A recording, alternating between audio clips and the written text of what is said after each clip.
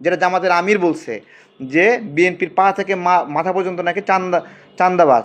তাহলে গতকাল দেখলাম 96 বস্তা চাল সহ জামাত নেতা কেন তার বাসায় চাল পাওয়া গেল কেন বলেন? তারা এত ভালো, তাহলে বরিশাল মেহেন্দিগঞ্জে প্রবাসীর স্ত্রীর ঘরে জামাতের নেতাকে পাওয়া গেল কেন? এই কথাগুলো বললে মেলা কথা বলা যায়।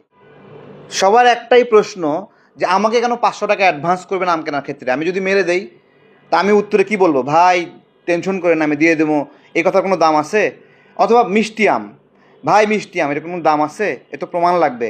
আমি দীর্ঘদিন আম ব্যবসা করছি, আমার একটা অ্যাপস আছে ভাই।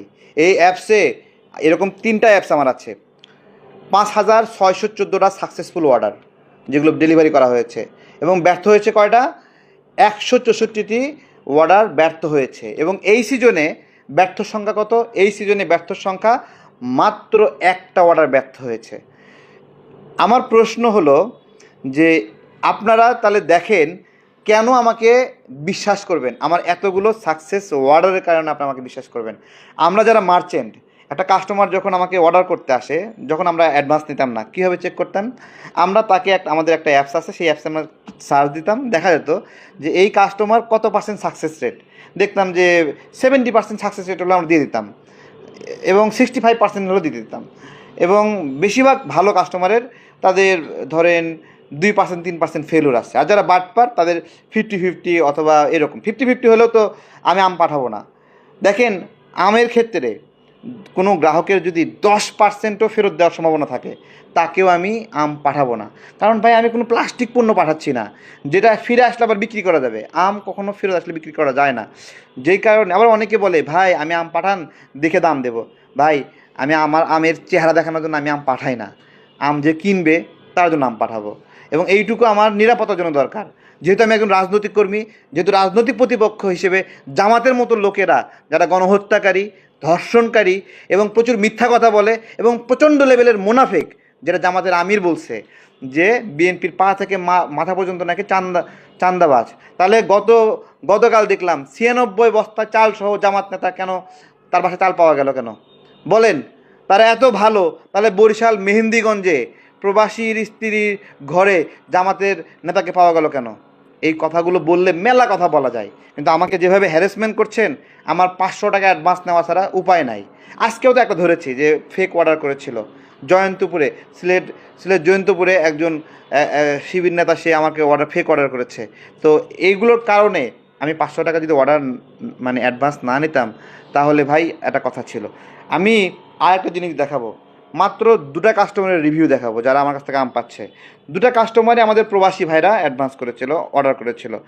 একটা নাম্বার আমি দিচ্ছি, এই নাম্বারটা আমাদের একজন প্রবাসী ভাই, উনি হলো খান ট্রেডিং কর্পোরেশন। তো উনি আমাকে অর্ডার করেছিলেন, উনি একটু আগে রিভিউ জানিয়েছেন আমাকে।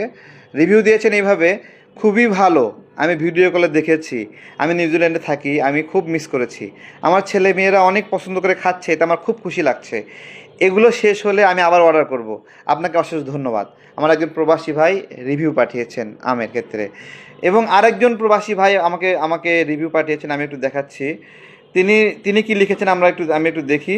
তিনি লিখেছেন যে আমি এই যে এখানে উনি করেছে, ঠিক আছে, দেখেন। আসসালামু আলাইকুম তারক ভাই, কি অবস্থা? ভালো আছেন ভাই? আপনার আমগুলো খুব ভালো ছিল।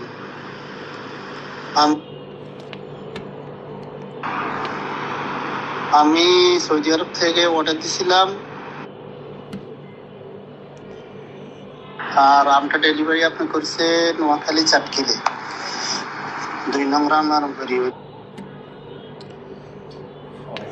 হ্যাঁ, একটা ইন্ডিয়ান নাম্বার থেকে খুব বিরক্ত করছে, খুবই খুবই ভালো ছিল আমগুলো। ধন্যবাদ আপনাকে।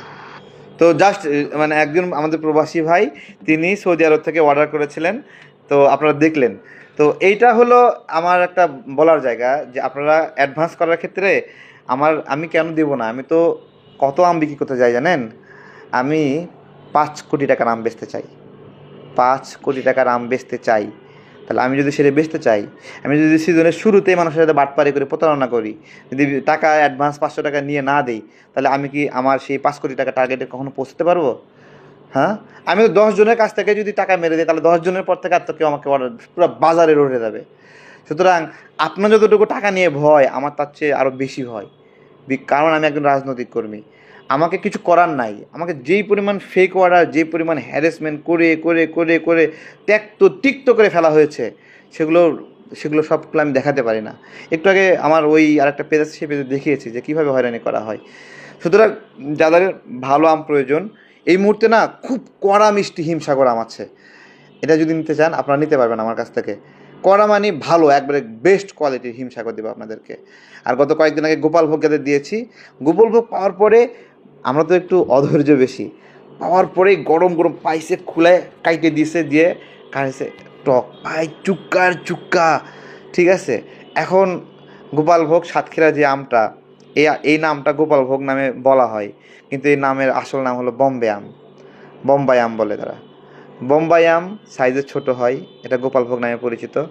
এইটা অদ্ভুতভাবে 4-5 দিন রাখার পরে এই চামড়াটা কুচকা বুড়া মানুষের মতো হয়ে যায়, এবং এই রকম যখন হবে, পাকবে সুন্দরভাবে, এই আমটা খাওয়ার পরে আমি বলেছিলাম যে এইটা হিমসাগরের চেয়ে মিষ্টি, রূপালির চেয়ে মিষ্টি, তারপরে আরও যে কোনো আমের চেয়ে মিষ্টি। আসলেই সেটা সেরকম মিষ্টি।